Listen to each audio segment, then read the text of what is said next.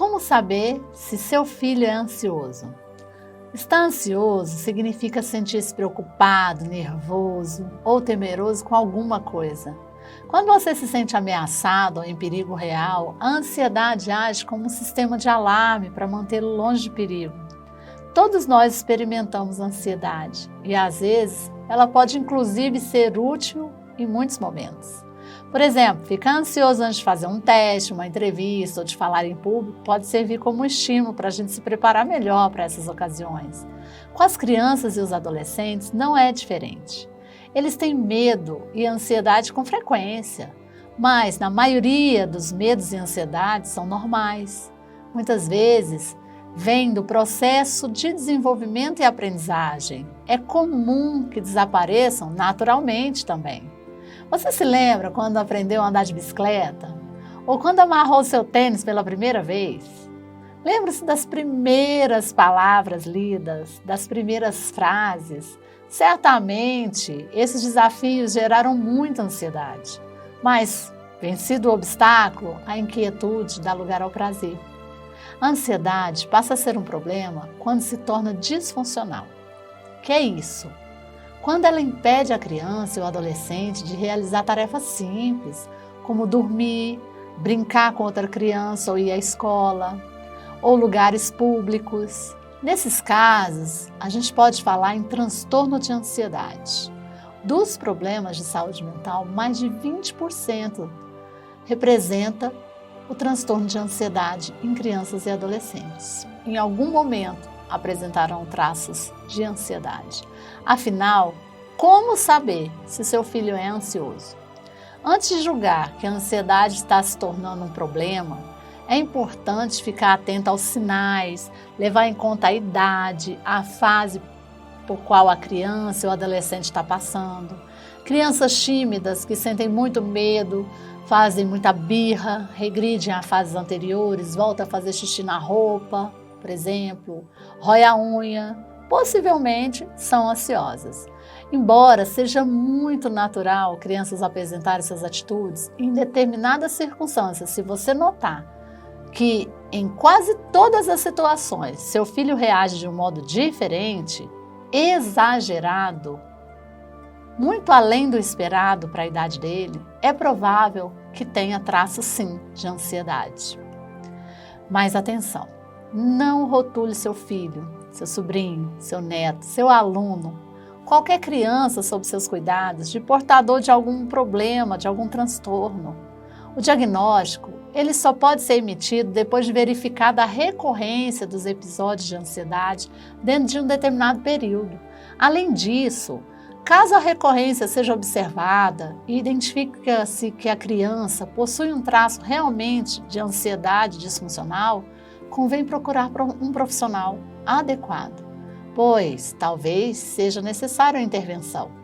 Existem muitos tipos de ansiedade. Eu vou citar aqui os mais comuns que eu tenho atendido ao longo dos meus 20 anos como psicóloga. Ansiedade de separação. O que é essa ansiedade? As crianças, elas podem ficar assustadas quando têm separado os pais. Geralmente quando começam a frequentar a escola, tem que passar um tempo longe dos pais. É normal que as crianças pequenas tenham medo de ficar com um desconhecido, mas elas conseguem adaptar-se facilmente. A criança com ansiedade de separação, ela tem muito mais dificuldades para se adaptar. Para ela, algo aparentemente simples, como passar do quarto dos pais para o seu quarto, pode ser um desafio muito grande. Crianças com esse transtorno de ansiedade de separação podem se recusar a ir para a escola, chamar muita atenção dos pais, chamá-los para ir para casa.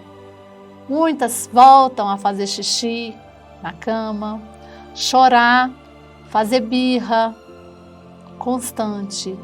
Às vezes se nega a ir para a cama à noite para dormir sozinha, não comer, imaginar que algo ruim pode acontecer com os pais.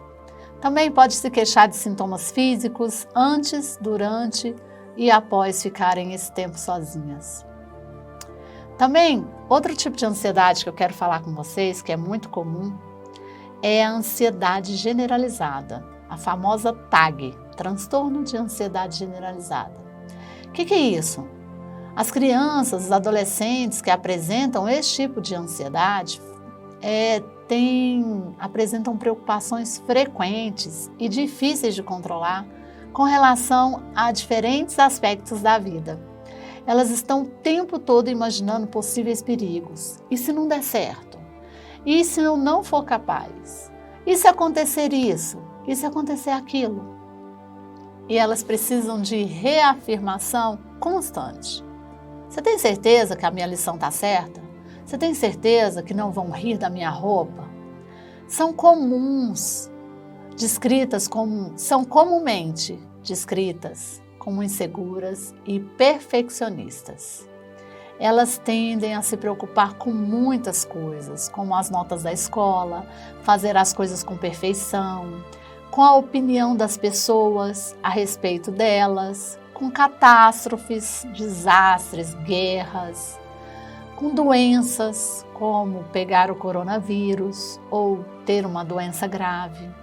Se preocupa com a segurança e o bem-estar da família, dos amigos, dos bichinhos, dos animais de estimação. Se preocupam com roubo, acidente, morte, até mesmo com as finanças da família. Será que meu pai ou minha mãe vão perder o emprego nessa crise, nesse problema? Com situações do dia a dia, como o que eu vou vestir? Será que eu vou ou não vou nessa festa? O que eu vou fazer? E aí, Thelma? Diante de tudo isso que eu acabei de falar, se você identificar esses sintomas, essas características no seu filho, o que você precisa fazer?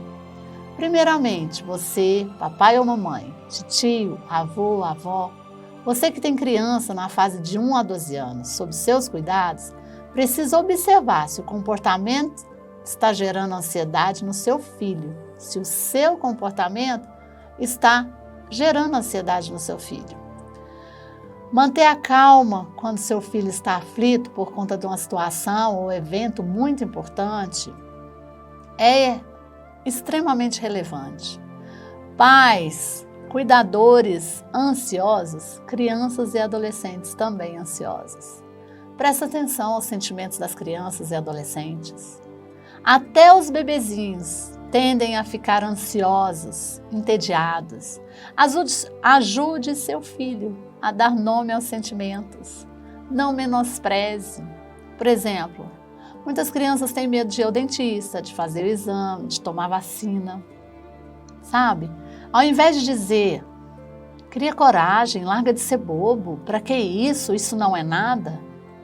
Sabe? Valide o sentimento dele.